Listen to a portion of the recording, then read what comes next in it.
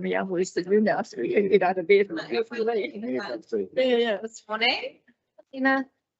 Welcome to this meeting of the Strategy Working Committee. Please ensure that your devices or cell phones are either switched off or on silent whilst the meeting is in progress. If a cell phone interrupts the course of the meeting, we will stop and wait for it to be muted. This meeting is being held in the supper room, the Waihinga Centre, Martinborough Town Hall. It is being live streamed and will be available to view on Council's YouTube channel. The emergency exits are the ones that you entered either down this end or behind me, and if we need to evacuate the building, please use one of these exits and assemble outside the playground.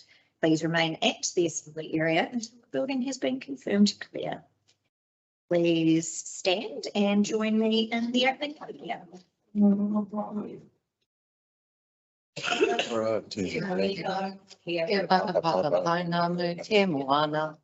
Hei huara i o te tātou, te tēnā ni nei, aroha atu, aroha mai, tātou ia tātou. Tātou. Ia tai kia.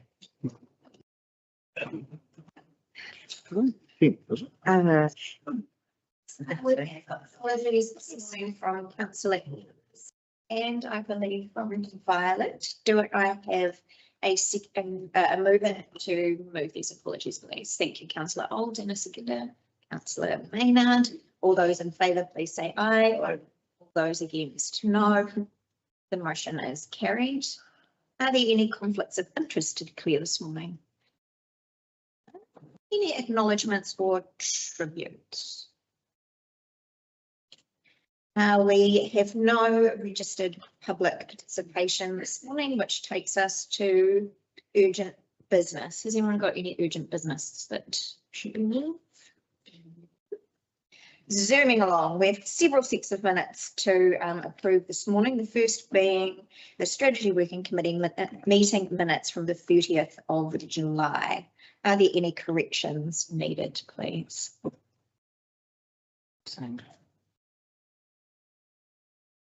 Do I have a mover to confirm that the minutes of the Strategy Working Committee held on the 30th of July 2025 are confirmed as true and correct record?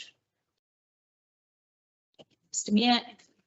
And seconder, thank you, Councillor Oles. All those in favour, please say aye. Aye. All those against, no. The motion is carried. That moves us to the Strategy Working Committee meeting minutes from the 6th of August. Are there any corrections needed to those minutes, please? In that case, I am looking for a mover to confirm that the meeting minutes. Thank you. Seconder. Are you looking for the first or for a seconder for the 6th of August? Thank you. So Macaulay, all those in favour, please say aye. Aye. All those against, no. Motion is carried. And finally, we are considering the Strategy Working Committee meeting minutes from the 20th of August. Any corrections to those meeting minutes, please? With that in mind, I'm looking for a mover to confirm the meeting minutes from the 20th of August. Happy to move Thank you. that. Goodness gracious, like drawing teeth this morning. Oh. Seconded, please. Thank you, Councillor Bosley. All those in favour, please say aye. Aye. Thank you. All those against, no. Motion is carried. Are there any matters arising from previous sets of minutes? I need to thank council's officers for the effort and time they put into all those reports Thank you. in those minutes. We are now moving on to item 9.1, report backs and updates from the Māori Standing Committee and Community Boards, but we have no one registered to speak to us this morning. 10.1, dog control policy. So if I could invite Ms. Wilton and Mr. O'Leary to join us, please. Take the paper as read. But if you could highlight any points of discussion. And now, my understanding is that this is our annual review. This is what we do every year. There's nothing out of the ordinary about this. That's correct. This is the legislative report that's required to be sent to BIA each year, and so council and this second. Thank you, Chair. If I can take the report as read, this year we have been reasonably steady, as you can see from the statistics. I'd like to draw attention to the page heading dog registration, enforcement and service request statistics in South Wairarapa District Council. Beauty. Yep.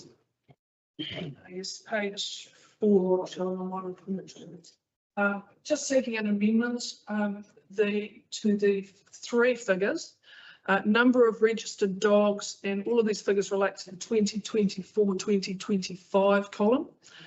So number of registered dogs, amendment from 2999 to 3328.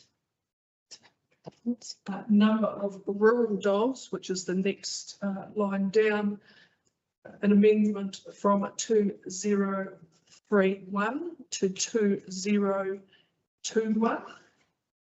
And number of urban dogs from 1302 to 1307. This was identified as a result of an error in a report and was picked up. This report will be amended prior to being sent to the DIA for reporting purposes. Sorry, I just missed the number of dog owners. What was that change? 328. That was a big difference. No, so that's for the number of registered dogs. Oh, registered dogs, not dog But owners. the number Right. of dog owners remains the same, even though, All right. Oh, okay. Those figures have been. All right. that's such a drop. Anything else that you'd like to point out tonight? Oh, no, those are the only amendments. Perfect. Councillor Olds. Thanks, Mayor. Thanks very much for your report. Very comprehensive, I might add. Nice to see. Great to see. I'd also like to point out in terms of complaints and the commentary is that there seems to be a significant number from 2022, 23, Oh. 23, 24, and 24, 25, so 30, 41 and 24. So that's obviously a reduction. Can you explain whether it's a proactive approach by our staff or by council staff? Or is it, what's the rationale behind that number of complaints in particular? Any reported complaints that are dealt with by the animal control officers, I can't pinpoint that it's any particular thing that we've done as a result of attending those complaints, which has seen further reports. Yes, there is a reduction. It may be a case of what the officers have undertaken and the engagement that they've taken. I can't pinpoint it to that. Those are only the reports that we get. There could be a number of factors. That's quite significant, I must admit. From, 152 last year down to 83 this year in total. I wonder if that is in part the influence of social media. Like I'm sure we've all seen posts that say, Yeah. no, I've lost my one, I've found this. And I wonder if social media is helping to short circuit a find before it needs to be reported to council. Yes. I think that's a good capture, Chair, in terms of the wider context. An era of more information and also an era of checking of others and holding people to account, so that that community vibe out there is helping with the results. Yeah, thank you, Chair. And as you can see from those figures, significantly the complaints in relation to wandering uncontrolled dogs from 83 last year to 35. Yeah. Noted from a lot of social media. Yeah. Yeah. It's- Yeah. It's a really good result, I must admit. So we're not seeing the same level of activity in that non-compliance space. Councillor Bosney. Thanks, Chair. The drop from number of dog owners was down to 3288, 388, is that correct? Do you think that's 3328 Yeah, so- registered dogs. restart? Do you think that's a significant drop, right? 100, basically, and that's because they can't afford the fees to register their dogs, so they're not registered, they've still got the dogs, but they're just not registering them? I would Any thoughts on that? through the chair, I wouldn't be able to confirm those statistics are collated as a result of our reports. It could be a number of factors. Would be difficult for me to pinpoint what exactly that would be. Thank you, councillor Lim.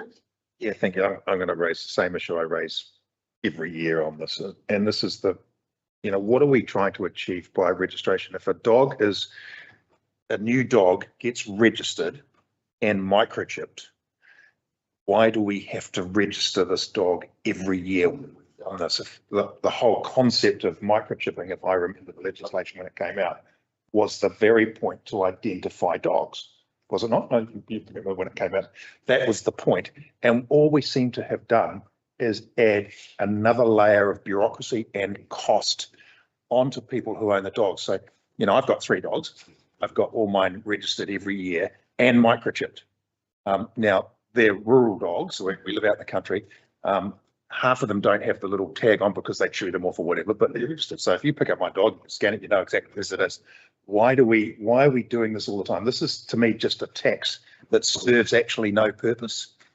And I know the answer is going to come back because we have to do this, but actually we need to push back on some of these rules that are actually, the law-abiding person out there registers them when they get their dog initially, which I absolutely think is a must. And then they go to the effort to microchip the dog so that the inspectors, when they're out there, can do it. I don't see having a blue or a yellow or a red tag adds anything to the process at all, except we go through this process. You're talking about not registering the dog. No, I didn't say that. You didn't listen to me. Not. Register.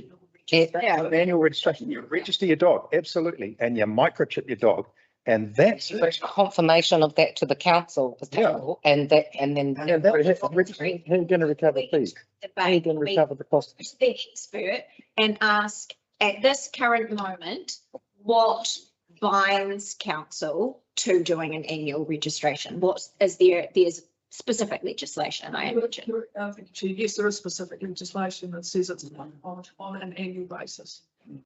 Yeah, but Just saying that. so can I just take it? I would say that by me being microchipped, I am annually registered. Because the microchip is actually the most important thing here, so that your inspectors can immediately pick up a dog, and I'm assuming that they have a reader in the vehicle. Wow, so there they are. So it's linked straight away to the national database, so that dog can be picked up, owner identified, because that's why we register dogs. We don't register dogs for the sake of registering dogs. We register dogs. Just pointing out one thing, microchipping your dog doesn't automatically register your dog. So you have to microchip your dog, and then the next step is to register.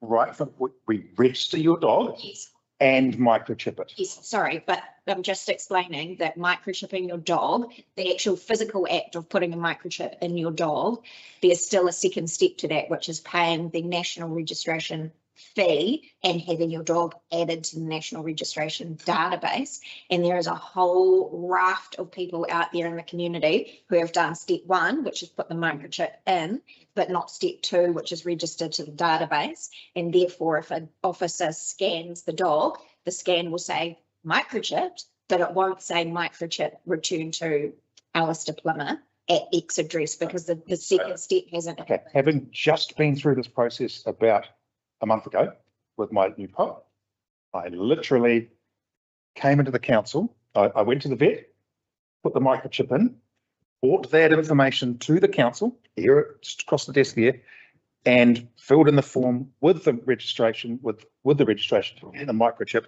It's in the system.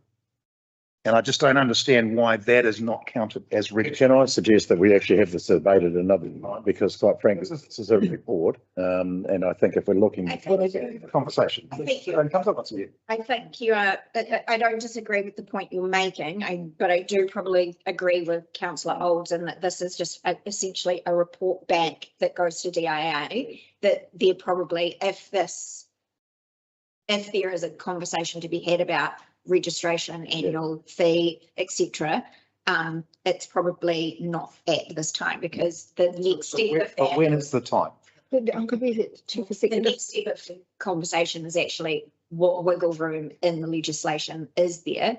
And is there, if we went down the route you're suggesting, would we come into opposition with the legislation, and what does that look like in terms of pushback, fine, problem, etc.? So there's a big conversation to be had here.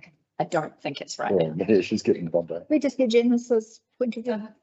You've just said what I was going to say. You're debating a point that we can't answer because we're bound by legislation, so. To do this report. How we interpret the legislation. Councillor Woodcock, then the mayor, and then we're moving along. I have to agree with, I have to agree with Alistair. Oh, And what, For the record, please. the, we all say that. the second part of my thing is, maybe then our council has to go to LGNZ and start the fact that they have to lobby for all councils to change it to that sort of system, would save people a hell of a lot of money. You got I mean, councils, councils a hell of a lot of money to, and time and effort. Anyway, And like I say, I don't disagree with the statement. I just don't think this is the time. No, because I think LGNZ is them lobbying for all councils is the only way you'll probably ever get that changed. Mr. Mayor. Well, just to note that in fact, many countries in fact have got rid of the type of registration we have because microchipping is a better way of doing that particular job, but also to note that there are overly state councils who've got lifetime tags, which actually doesn't solve the fundamental problems, but at least it makes life a whole lot easier for dog owners. And we could do the same. yeah. Councillor Maynard, did you have something you would like to raise? Okay. Thank you. No, but I would like to state for the record that I also agree with councillor Plummer with regards to this, and I would like to see this perhaps looked at. It may not come back to the table while we are here, but I do think that this is actually something that does need to be looked at. And with reference to what you were saying, with regards to bringing in, you know, like those two steps, I think that needs to be done, and it's the responsibility of the owner to then make sure, but also, you know, they're paying to get it microchipped at the vets. If there's a secondary step, the vet should be helping to do that prior to it even coming to the council. Yeah, so that's just my thought. Absolutely. Excellent. Great debate, everyone. Yeah, nothing to do with it, but, and good report, thank you. Yeah, thanks, Mia. I'm looking for a mover to please I'm happy to move that. receive the dog control policy and practices. What? Adopt the dog control policy and practices report. Also authorize the chief executive to make the report publicly available. I believe it already is. Authorize the chief executive to give public notice of the information and statistics on council's dog control activities for the year 1 July 2024 to 30 June 2025. As per this report. Move in, thank you. I thought I'd be councillor Old's one. Yeah, please. Seconder, please. Woody is this? Yeah. Those in favour, please say aye. Those against, no. The motion is carried. Adrian, she says. Thank you very much, people. Not naming people, I didn't.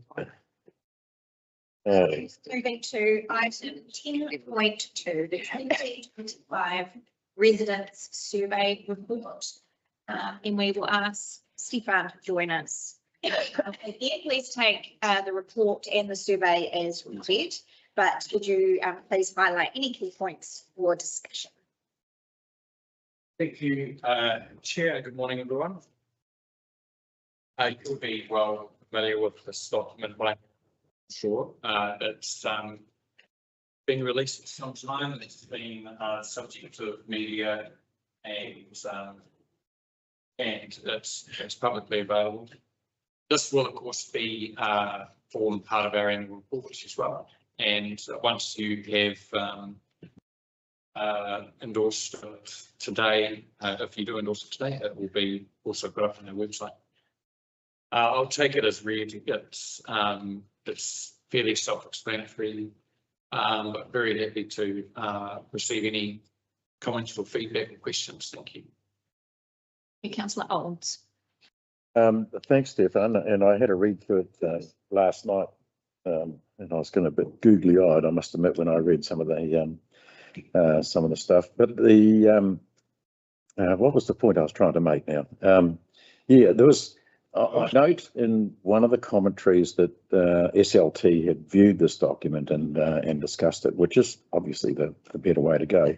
I'm just wondering how much governance involvement there was once the results had been formulated, and whether or not there was any input around the SLT group and chief executive on whether or not there was any input from governance from the government side. Through the chair, no. SLT's involvement didn't in any way alter what the feedback from the community was.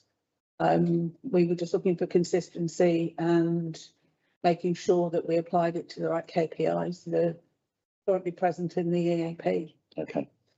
So this is a purely independent process. Yep, that understand. involves the public. So I don't see government's involvement being. But I think the important thing for me is that SLT, of course, are looking at it from an operational perspective. I see. And they're, I guess, having the conversation about where we can do better, so on and so forth here. We're actually not, as governance, getting the opportunity to do the same. We're digesting the information that's being provided and accepting it effectively without having, I guess, some input to some extent on from a governance perspective on where we sit and where we can do better and do things smarter, etc. And it's also valuable to have that information passing on to the next council as well. So I just feel that there should be a level of governance oversight during those conversations before this is released. Thank you. Yes, as an extension of that, it's one thing to survey our community and ask for their feedback and receive it. Then it's what do we do with that information? And I think that's kind of what you're saying. Absolutely. What is the next step with both SLT officers and governance to say, this is what our community's told us. How do we improve, change, move going forward? Yeah. And I'd be interested to understand the plan for next steps. Like how do we learn from this? How do we improve from this information? Yeah, thanks, Chair. If I just pick up Colin's point and agree with it, and I think part of the problem we have is potentially that we've got a process that is possibly fundamentally or originally intended because we carelessly put some KPIs in our annual plan, and now we've got to go and do a survey to find out what the answers are. But at the same time, it does reveal information that we should do something about. Though I think it'd be fair to say that possibly this process might not be the best way to get that particular information. But I'll just highlight one point, which has been the same for all 3 years, which is it's labelled here, page 37 under demographic insights. So older people are happier, but Featherston people are grumpier. Now that's been the way it is for 3 years, and I do think that without being, too sort of critical here, but why hasn't the Featherston Community Board come to us and said, look, this isn't changing, but here are some ideas and some thoughts?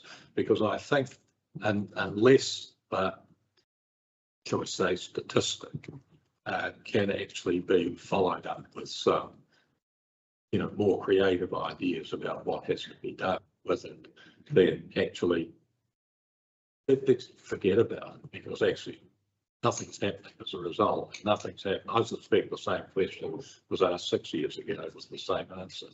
So if we're not going to do something, not going to capture the thoughts of the people who are best able to advise on, then it remains the same. Councillor Courtney and Councillor Maynard. Okay. Well, I do see that this gets driven from the chief executive, and we do have, well, the new council has the chance to work on the KPIs because that gets it driven down through the organisation. That things that you want improved, new council wants improved. But also I'd really like to say that I think it's fantastic that, because one of the things the council did want is been improved on, and that's the convenience and satisfaction of contact. 80% of respondents thought it was fairly or very convenient, or very convenient, I like, to contact SWDC, which is an increase since 2023. And this year, 60% of respondents were satisfied or very satisfied with the contact. And I think that's fantastic. And congratulate the staff for achieving that.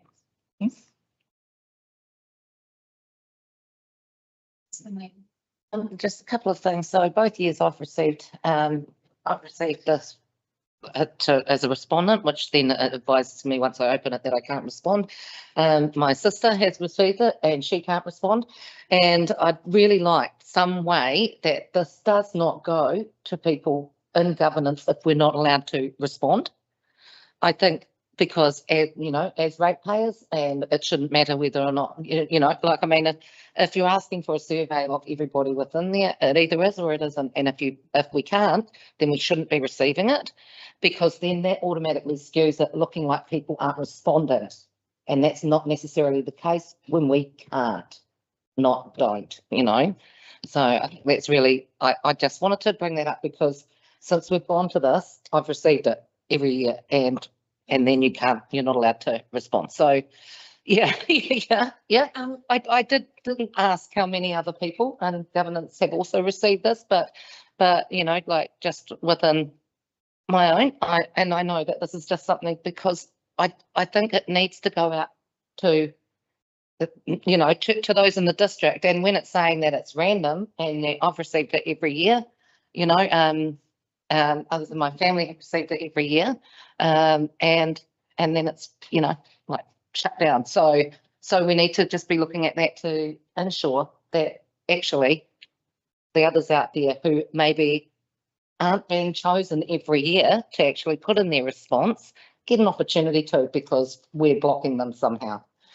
I wanted to say that's a great result with regards to the libraries. I picked up on that, and I just wanted to actually, bring that up. That I think that's absolutely shows that by the work that's been done, we can actually see that that has had a really good shift, and I think that's quite a positive shift too, almost 70%. So, and the other thing is with regards to the decline in people's satisfactions when it came to swimming pools. Now, I don't think any of us are surprised by that so I think we need to ensure that we get the opening times right this time. We know why that sits at that. And I think there's some answers here with some of these things that we've asked for within the survey that we know we can put in place right now from looking at the survey to ensure that doesn't happen, because the whole reason for the libraries going up is probably exactly the same reason as why swimming pools have gone down.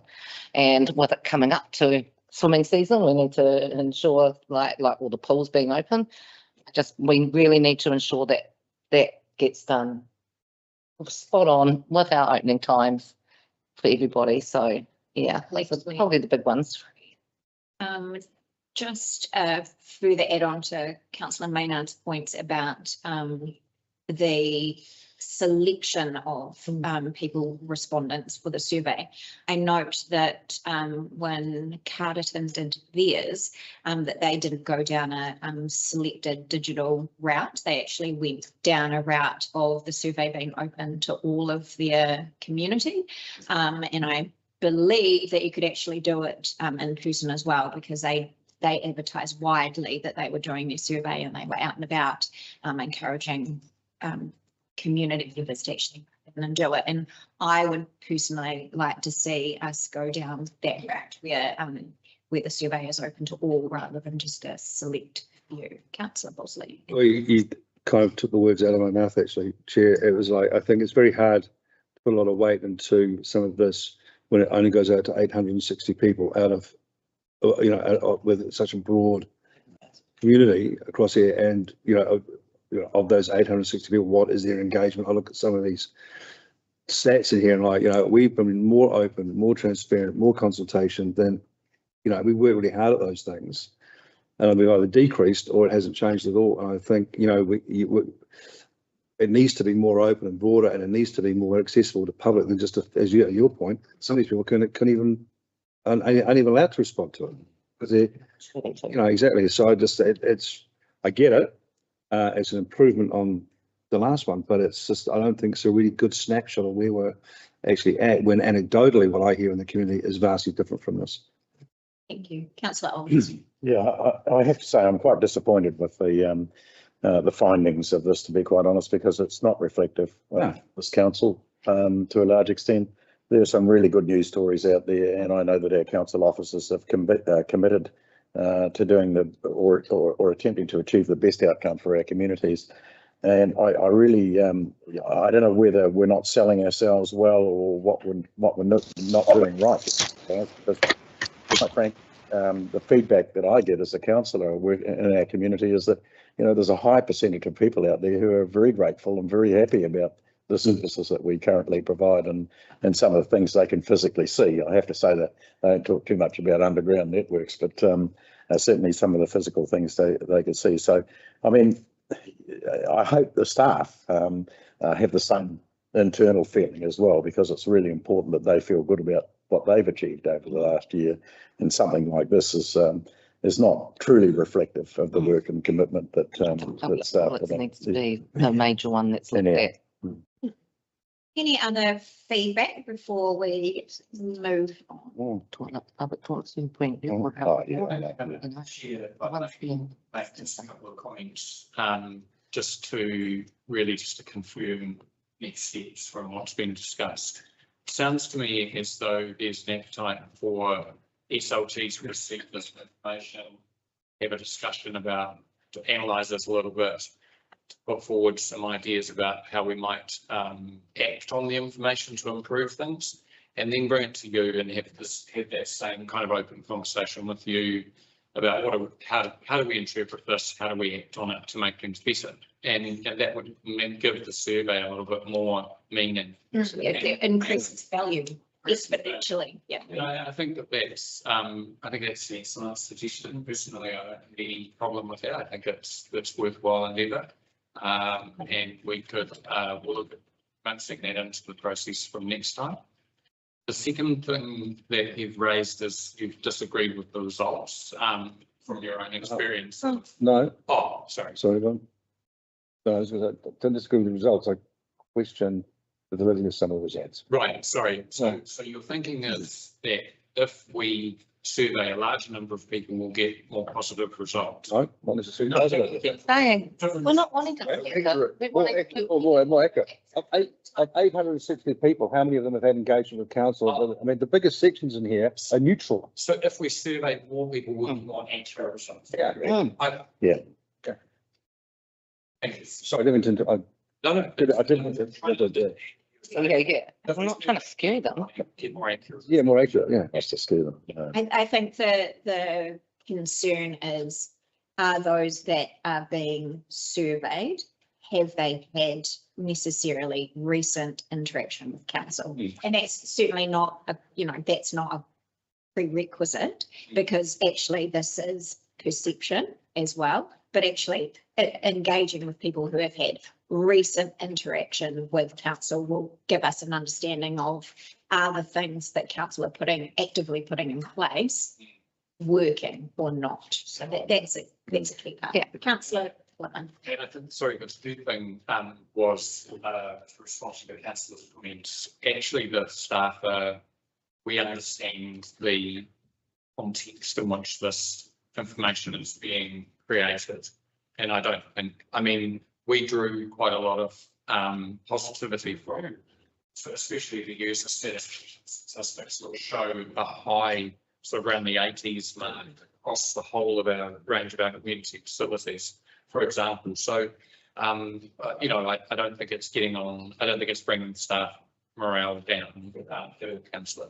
Thanks. Councillor Plummer. I just want to add to the comments that people have made, and when I look at the ethnicity part of the report, it really shines out to me that going out to 800 people, we're missing a large percentage of our smaller ethnic communities. And when you look at 5% Maori, well, there's more than 5% Maori that live in our district, and yet there's only 5% represented in the study. So you know, you get 88% New Zealand European. It's going to be swayed in a particular way. And then you look at the age group as well. So going out to a much wider audience will give us a better perception. Let me take that back, Chair, and just look at how we might broaden the sample size. And I don't know why we've chosen 800. It may have been a cost size. It was 3,000, only 843 was Responded. Yeah, I would also say that doing that every year, which we do, is really sort of not necessary, because everybody knows that you come in as a new councillor. If we're going to do a new survey next year, you're going to have new councillors around the table who have been here for maybe 4 or 5, 6 months. You know, they're learning the job. So doing a survey then is not going to be a fair result as well. So, you know, maybe you do one at the halfway mark of your term, and then is all you need, because actually the ultimate is the election. Currently, it's on yearly because of the way this KPIs. And actually, through the chair, the KPIs are structured around the survey feedback, so we have to do the survey to get the feedback. But I believe that the KPIs have been modified to not rely on that information in the LTP. We've certainly got far fewer KPIs to monitor now. Yeah. Well, I'll just put my decisions on seeing it and say that one of the reasons you do the survey the way you've done it is so that you can assess how accurate the results are. And the ample information here says that with the sample size that the council got, that the margin, what's called the margin for error, is about 3.5%.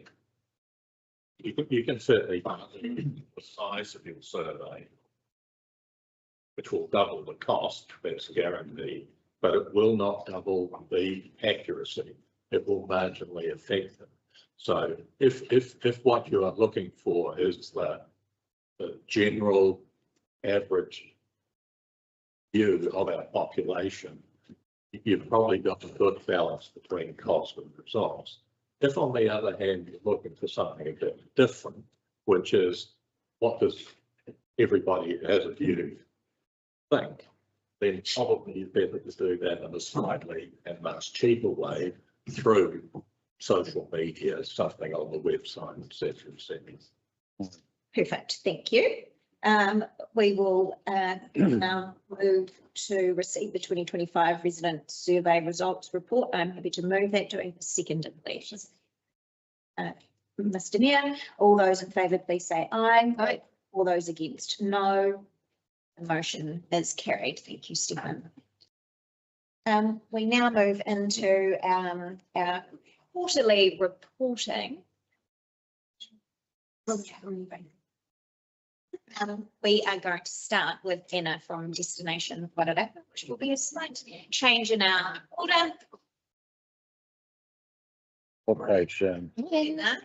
Fran's unable to make it this morning, so I have Lisa Fortis is on our report here. Perfect. Welcome, Lisa and Anna.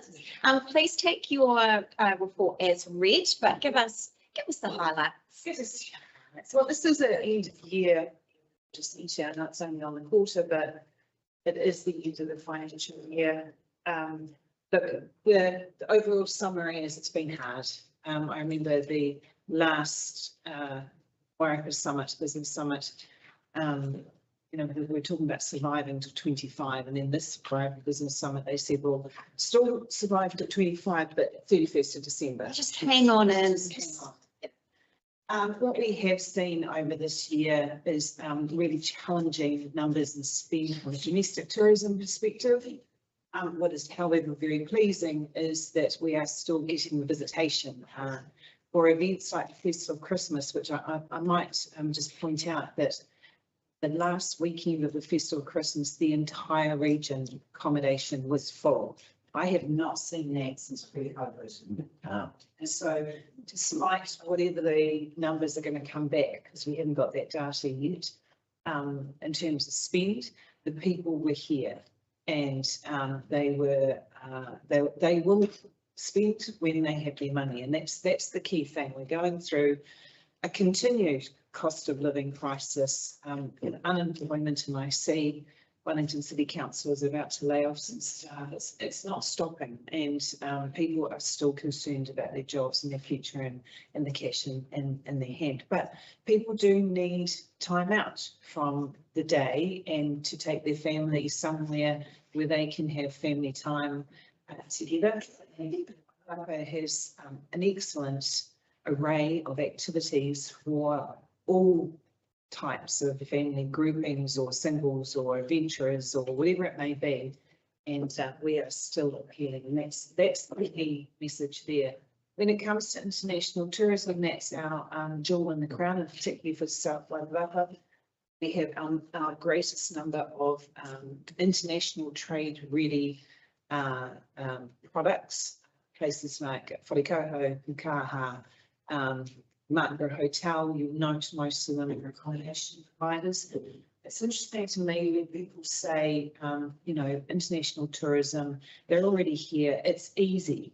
They will spend if we provide lovely vineyard meals or a great service at the supermarket. That is not technically true.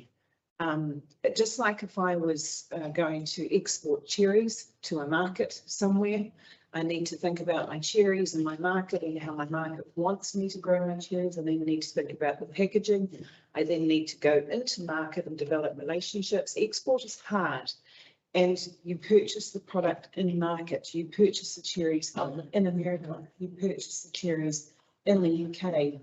For international trade ready product, you purchase the product before you land here in New Zealand, before you arrive in Wairarapa. You purchase it through a wholesaler in America. You purchase it through a wholesaler in the UK. So when you get here, you've already bought your big items. You've already bought your export. And the people, the international tourists that you see mulling around South Wairarapa enjoying our wine and our food and our dark sky experiences, they are here because someone else has done the heavy lifting. Now, those people in our region, they're full. They're at capacity. They've probably got a little bit on the margins there, but they're doing their very best. But we need more people. We need more people in market selling those cherries so that we can get more money in our region for our residents. And therefore, would like you to continue looking at the international trade and trade ready product as an area that's really, really important to bring investment.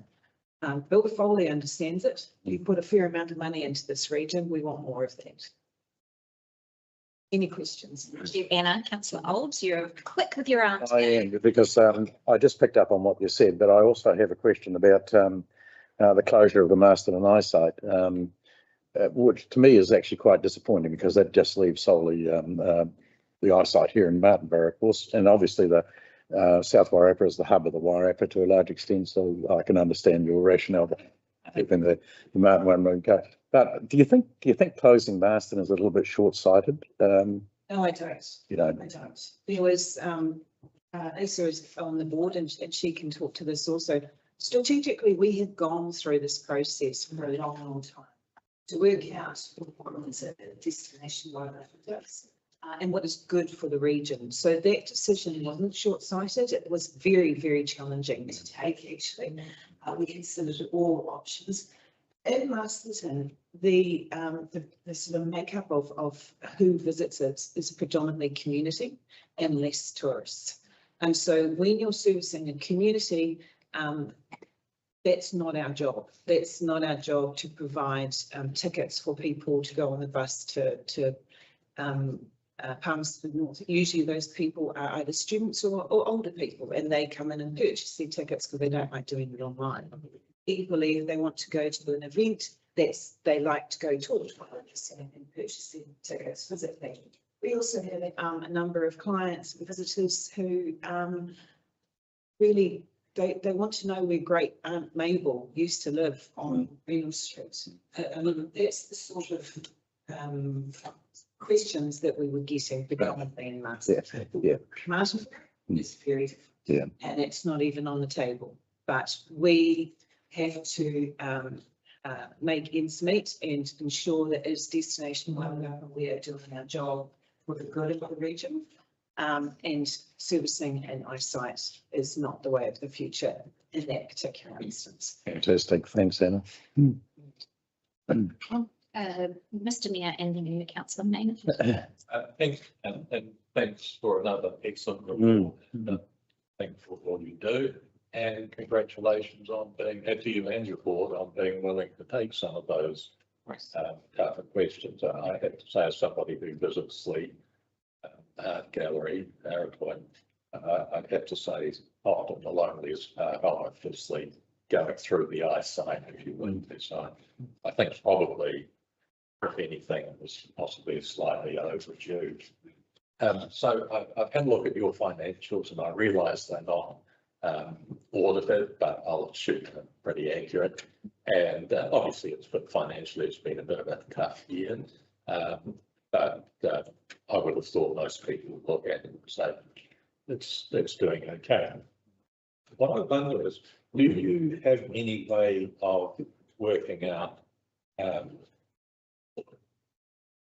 what the financial health of the tourist businesses themselves? So, I mean, I agree with you regarding Phil Foley.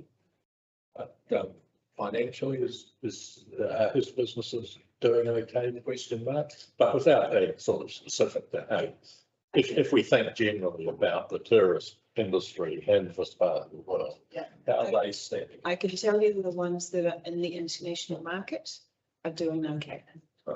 Because that is where we need to build the resilience. When I talk about the domestic market, marketing, you know, it's been tough.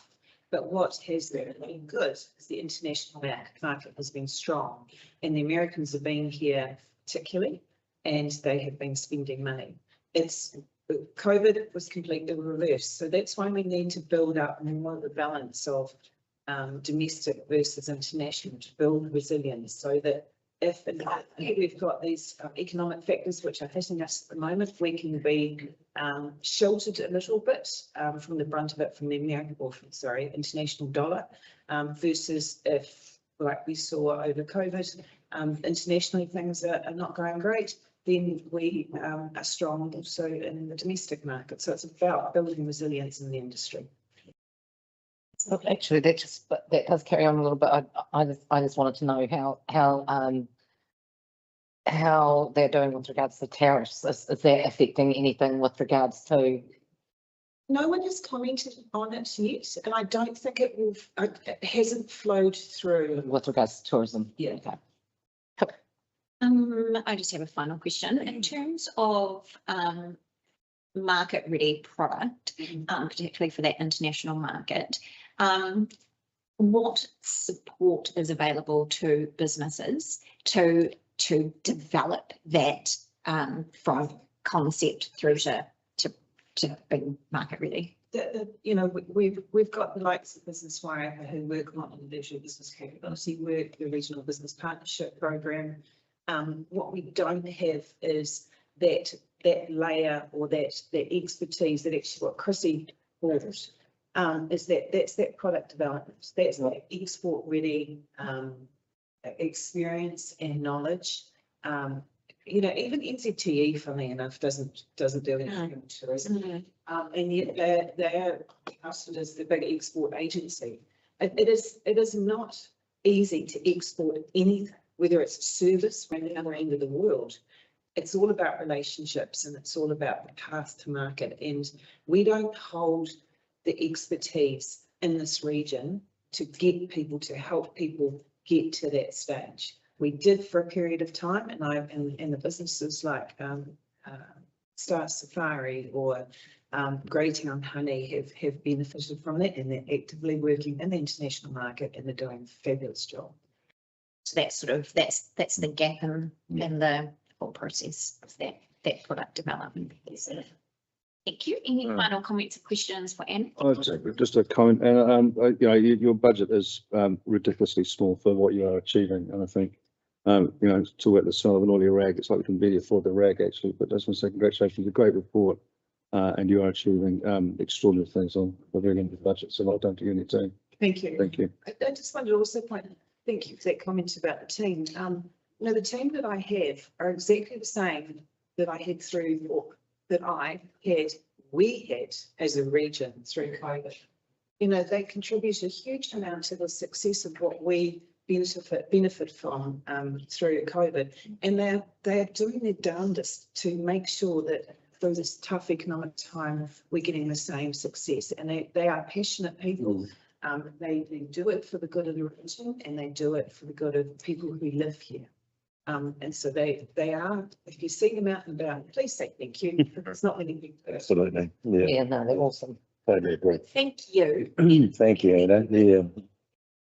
Yes. Okay, this is well, but just at our most recent board meeting, we've obviously just spoken about our wonderful team, but obviously headed by someone who's doing some pretty significant and amazing things for the region. So the board absolutely understands how fortunate we are to have Anna spearheading all of this for us. And it's just fantastic to see the relationships that she has here and all over the region and abroad. So yeah, thank you. That's great. Fantastic. Thanks, Anna. Thank you both. There you go. Shouldn't from this. No, no. Do you recall the moment, or are you ready? Apologies, is sitting diligently in the library above the WBS room, doing some work for all the going downstairs to meet you all. So, apologies. It's all right. You aren't the first, you won't be the last, and I too have done the exact same thing. So welcome. Thank you. Take your report as read, but if you would like to point us in the direction of the highlights, that would be wonderful. I think most significantly would be the success of the business summit that we had at the end of July. So about 200 in the room, fantastic lineup of speakers. We've had a real reverberating commentary on how successful it was. A key part of that summit was getting some local leaders and local legends to come together and brief the room on a Wairarapa identity. So Destination Wairarapa now have all that information, and we're looking forward to, you know, utilising that moving forward to create an identity for Wairarapa as a district and collaborative region. So that's all exciting. The Business Awards judging finishes today for the Wairarapa Business Awards. And most significant has been the number of emerging businesses we've seen this year. Traditionally, we get a lot in the experience category. Some of the other categories have dropped a bit, but I think that's more of a sign of, you know, people are worn out. But it's really refreshing to see such a range of emerging businesses coming into the district. So that's been quite exciting. There's not too much to report other than that in regards to since the last stakeholder engagement that we've had together. My only other news is that I will be departing Business Wairarapa just after the finalist review on 19th of September. But I am moving into two quite exciting roles where I'll still have a relationship with you people. I'm not that difficult. I'm not that easy to get rid of. So the first role is a part-time fixed contract with Tuharonga Trust, which is a fairly new trust established in Wairarapa, and it's about connecting all of our health forces together, but connecting our community district-wide with the health offerings that are available in Wairarapa. So that's working with Barbara Glading, who is also chair of the Regional Skills Leadership Group. And the second role is that I'm taking up the position of program lead for Mayor's Task Force for Jobs. So, Congratulations. so doing that with Glenda at Carlton District Council, I'm really thrilled that it's working in combination with all three district councils.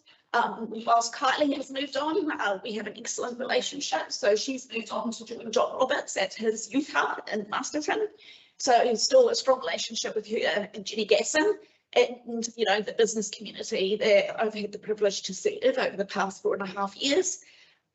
My view is that our youth are our succession plan. So if you're not looking after them, we have no community to celebrate or to look after.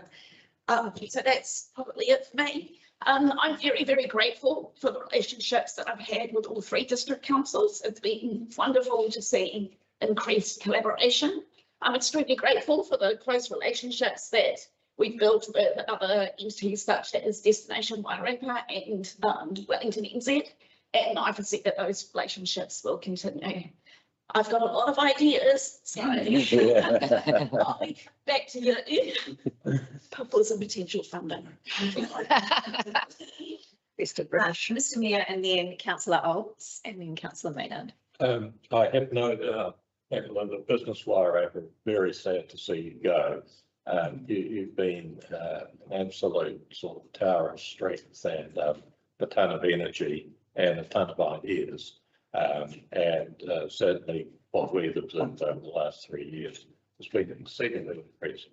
And so congratulations and thank you. And had you not mentioned that you were joining the Mayor's Task Force for Jobs, I was going to mention that as well. So thank you for that. Thank you. Okay, councillor Olds. I endorse the Mayor's comments, but I'd like to add a couple of my own. One of the things that I've seen in my time on council, for instance, is that relationship blossom between the business wire app and obviously the destination wire app. And to me, that's the two key ingredients that'll assist in our community thriving. So I really appreciate, and I appreciate the effort you've put in, because when you came on board, that relationship wasn't there, and you've managed to achieve some beautiful milestones, and I really appreciate it. Thank you. Yeah. Councillor Maynard. And I just wanted to, I know I skipped out for like a minute, but so you might have already mentioned it, but I just wanted to put in as well, congratulations with regards to the business summit this year. And I understand that it was not only a really successful event, but that so many people walked away with so many new ideas and you know, including with the way that they work. So I thought I just wanted to mention a big congratulations to that, because that was definitely, looks like a highlight there. Macaulay. As Nicola has all kind of been said, but I want to also congratulate you on the great service you've provided to our community. And it's wonderful that you're going to be continuing that service to us. We're very lucky to have you. All the best. Thank you. I attended the business summit. It was fantastic. I think sometimes we attend conferences and summits and things, and it's a nice time. It's good for networking, but it's hard to kind of pinpoint tangible benefit that we get out of it. And I can tell you that I scrawled so many notes during the day, and I have referred back to them so many times. I've quoted them, I've picked them up, and just so tangible. And I fully believe that there will be so many businesses that walked away doing the same. So congratulations on not only creating a really good day out, but actually something that was genuinely valuable to local business. And in terms of the business awards, I think, you know, we talk constantly about the economic climate, the difficulty for business.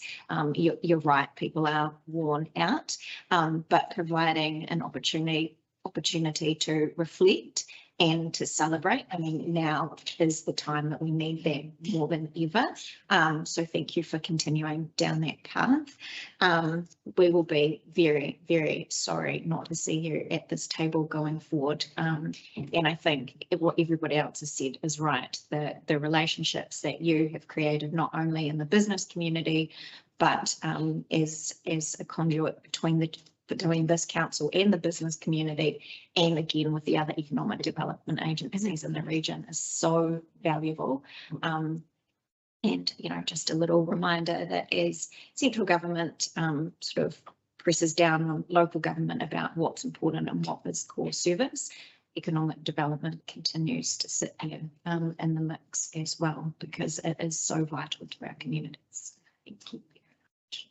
One's not lost. I'm really pleased to say that Arthur Hawkins has taken on the role of part-time coordinator for the business white paper. So I'm working quite closely with her at present, and you know, you'll be in good hands. Fantastic. Thanks, Nicola. So much. And last but not least, please welcome one of the economic development team for their quarterly. Kia ora. Kia ora.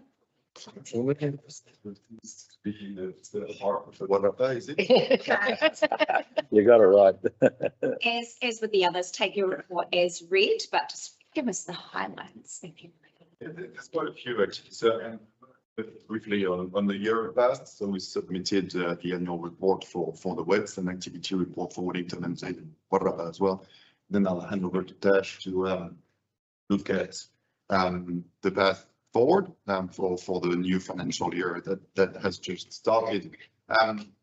As Wellington and Z, we submitted the quarterly report. We also took a look back at the year, and there's actually been a lot of activity in Wairarapa across our different teams, from our business support team to our Screen Wellington team to our events team, from the regional economic development plan. So we've supported businesses, we've supported the film festival, we've supported Golden Shares, the Faftel Trail Trust, Dark Sky, industrial land project at the scale of the region. And we are very pleased to do that and be able to, where it makes sense, work to support Wairarapa activity and also connect that activity to the activity across the greater region and bring some of those opportunities here and elevate some of the Wairarapa opportunities as the significance that they have for the wider region as well. I completely echo the comments that I've just heard about the fantastic work that Nicola has done and that Anna and her team have done as well. We're very grateful to be able to work with business Wairarapa and looking forward to hopefully continuing that despite Nicola's departure. Been working with business Wairarapa on the White Host program. We were gold partners for Business Summit, and we've got a partnership agreement for a series of capability workshops with quite a few of those remaining for the new financial year. And working with Anna and the team around the Dark Sky steering group table, and also using Wellington Airport as a gateway for the central New Zealand greater region, and also Wairarapa, obviously, through Destination Wairarapa as the local RTO. So it's a bit of a whirlwind of Wellington and Z activity, but moving more firmly into the WEDS delivery. So we are now pretty much exactly 1 year into the latest 3-year MOU. We are 1 year into delivering under the new delivery model, and that's actually working really well. We've built a really strong steering group. He's still here. Is on that steering group as an industry representative for Food and Fibre. Matt Vince is on the steering group as well. We've got other council representatives through their ED officers, iwi, central government, and industry. And we're in a good space, which Tash will touch on in a minute.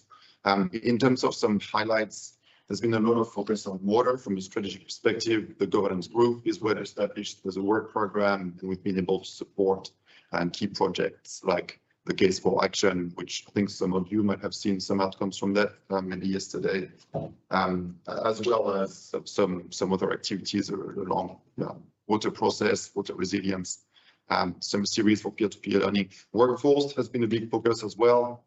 Again, from a strategic perspective, working with a skills group, now renamed Skilled Wairarapa, on finalizing refresh workforce development plan and delivering, as I mentioned, the partnership with Business Wairarapa, the White Host program. I'm very pleased that Nicola has also picked up the strategic connector role for Tauranga Trust and their Attract Connect Stay program to attract, connect, and keep health workers and also workers from other sectors in Wairarapa, and so on and so forth. So I'll stop here. For Food and Fibre, we've also laid some recommendations, and we're starting to deliver activity, and I'm going to hand over to Tash because some of it is forward-looking. Alrighty, so I'll speak to the implementation plan that was a part of your agenda package, and essentially that is our pathway forward for what we're going to deliver under WEDS. So we've got some clear lines of where you're going and what we're going to do. Over this last year, it's been a lot of planning and working out where we can have the best impact with our resources. So as we move into the second year, we know that our population continues to grow. We've got a nice, big, healthy, young population and population, and we've got that gap in the middle. So workforce and skills development remains a focus under WETS. Various people have really touched on, and we know food and fibre is also one of our comparative advantages that we need to really play on here in Wairarapa. So food and fibre, water and skills and workforce development. So under food and fibre, we've identified 4 areas that we can have some impact in.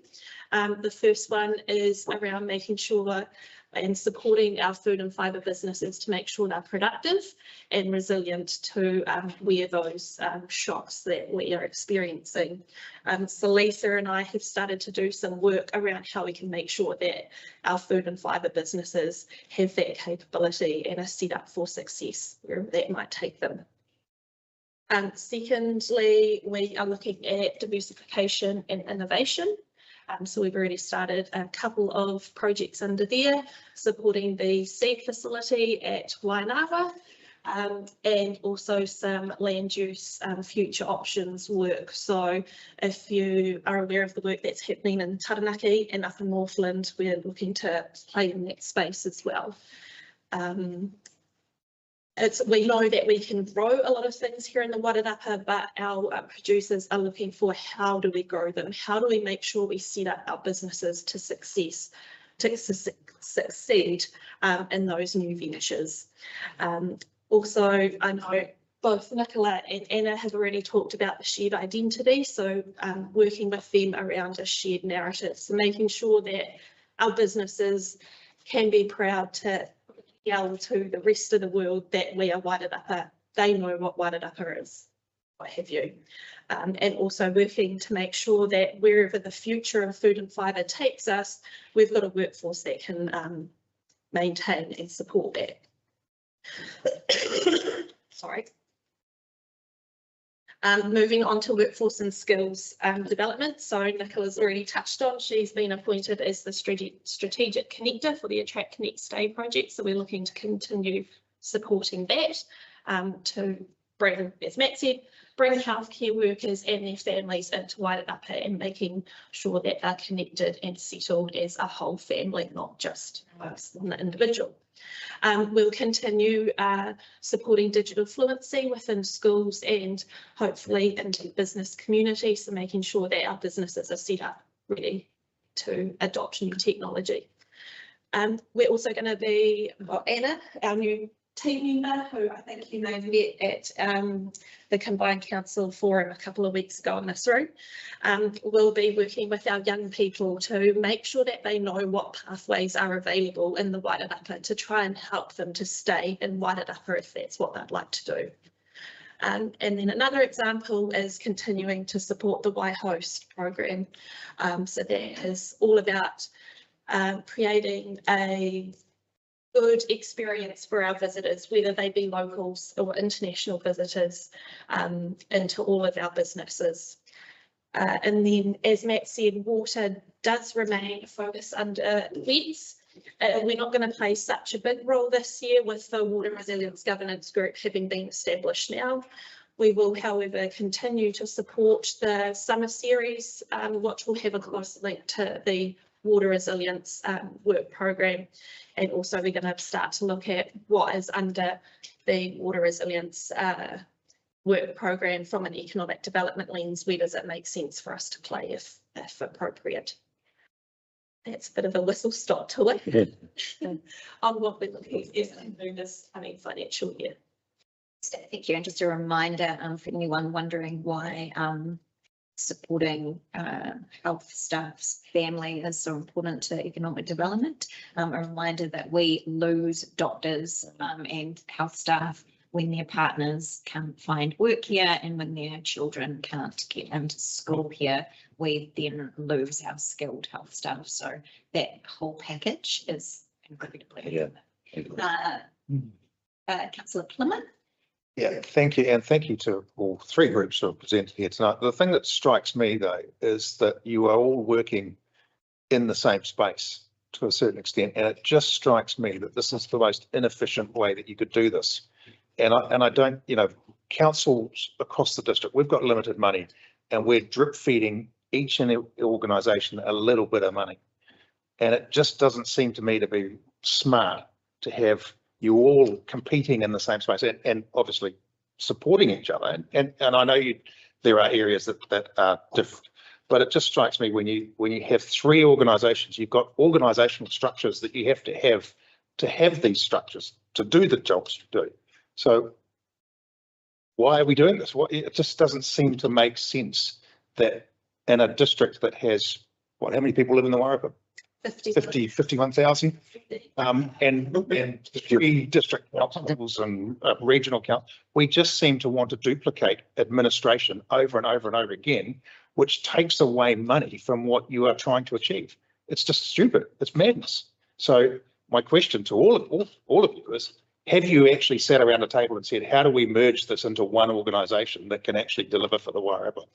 So just a reminder, because I'm going to say that it's slightly unfair question for the three of them, but just a reminder that, and correct me if I'm wrong, but particularly Destination Wairarapa and Business Wellington, Business Wairarapa have presented to this table on their ideas for the future, which includes a merger of types. So I'm not trying to throw them under the bus here, but I just think it's because we've had one after the other. Yeah. The conversation has definitely started. Anna.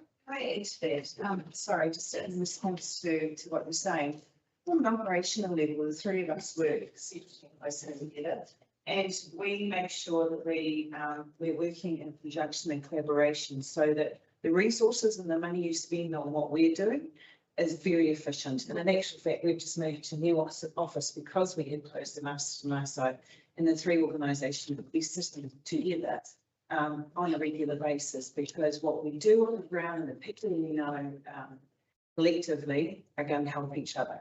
And so however it's sorted out in the governance area, which will come the next stage, from an operational level, you can be assured that your money is well spent with these three organisations. I'm sure, absolutely, and that was my point. And I think what you do operationally is really well, but it's the governance, it's the wasted opportunity of money that goes into governance that actually could be better spent. I agree with what Anna just said. I think it's probably a bigger question than what we have time for. I think perhaps what I'll say are three things. I think one is actually having an economic development agency, a regional tourism agency, and a chamber of commerce is a very common model, which doesn't mean that it's the only possible one. But it is a very common model because each area has quite a tight focus on the very specific things, and working collaboratively, as Anna mentioned, delivers both that focus and that collaboration as well. Now, with that said, it is at the prerogative of the three councils to actually look at how those services are delivered across the wider region. And should you want to have a conversation with all of us, we welcome that opportunity at whichever time suits you. From a WEDS delivery perspective, which is the area I can speak to most confidently, in terms of the efficiency of the councils with an S, and your council in particular, investment, Wellington NZ co-funds program, so basically double the amount of money that's available, and then we leverage external funding wherever possible. So for the forward-looking work program, we're going to need to find somewhere between hundreds of thousands and millions of dollars to actually enable the delivery of food and fiber, water, and workforce development across the Wairarapa region. And that's something that we do quite effectively. And obviously, Business Wairarapa and Destination Wairarapa membership organizations, so they've got membership income coming in, as well as their own ways to look at leveraging funding wherever possible. So we do everything that's in our power to make sure that council money is actually leveraged and spent as effectively as possible. I'm not questioning that, and thank you. The one thing I would say to you that if you're going to wait for the three councils to have the conversation, hell will freeze over first. So I would suggest that if we want to make efficiencies, we would be better off that the suggestions come from you guys who work in the space to say, how can we do this as a collaboratively more efficient space than waiting for, so, for 6 years it's taken. We can't even agree on something. Way off point. Yeah, as previously mentioned, the agencies have started that conversation. We are too late in the triennium to come to any agreement yet, but I feel quite confident in the fact that the agencies are doing what they need to do. I'm sure that nobody is more painfully aware of funding constraints than the agencies that are working within them. So we'll leave it in your hands. I would just like to say to Wets that within this triennium, I think there was a little bit of wobble early on around between councils and Wets going, what is it that you do? Why are you doing all the things? How does that work? So congratulations to your team for recognising that and working with us collectively to narrow your focus into areas of greater impact, and then working within those. So as you mentioned, Tash, you're working with the combined water resilience committee to narrow down where your impact can have its greatest effect there. So yeah, congratulations. I can see that with that narrowed focus, we will get better efficiencies and we will be able to see how that's working. Yes, thanks, Chair. My question, I think, is probably to you, Tash.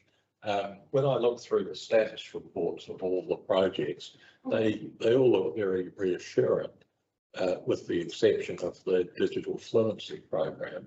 The digital fluency program has got a red on the progress, even though there's obviously enough funding. Sure. And when I read why it's on hold, I see that it's on hold because the PSA union has decided something to do with the NZIQ inventory. Frankly, that does not make any sense to me at all. It's about as mad as it sounds, dear. There is no reason why we cannot be, we're talking about basically students in schools and other staff who wish to gain digital skills. Well, if those workers are part of the PSA union and they don't want to take part, we'll go on. But I can see no reason at all why there should not be full speed ahead in anything to do with school students. And I'm sorry, but I think the fact that that is not proceeding when actually of all the things in this list, that must be the simplest. You would think that. So the PSA union purchased the licenses and the platform to be able to do the digital fluency testing and learning associated with that. They did that, I think it was about this time last year. They then had a new CEO come in who then said, what the hell are we doing playing in the digital fluency space? There was some reconciliation. They've now sold that back to the previous owner. So that's only just happened in the last month. So we are planning on that gearing up again. We've already started conversations to be able to access that platform to do the digital fluency assessment and learning again. So it's, yeah.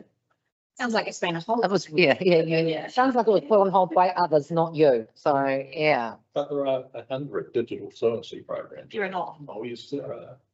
It's very common. Any last comments Thank you. before we move along? Thank you for Thank everything. If we don't get another opportunity before the end of the training. Yeah, really appreciate the work that all three of you and I guess the collaboration that we can now see, I think was just, over this training, it's been awesome. So congratulations to you all. And thank you all as well. I personally, coming into this new role at the start of the year, have really appreciated all of the honest feedback in ways that we can be better and deliver better for the region. So thank you guys. Yeah, Excellent. Thank you. Much. Thank you very much. We are moving on to the action items. And it brings me great joy to say that the action items are down to 4 I know. from about 14 at the beginning of this triennium. And of those 4, 3 are there just to remind us that they are now closed and won't be there next time, which leaves just 1 open. And with that in mind, any comments on the action items?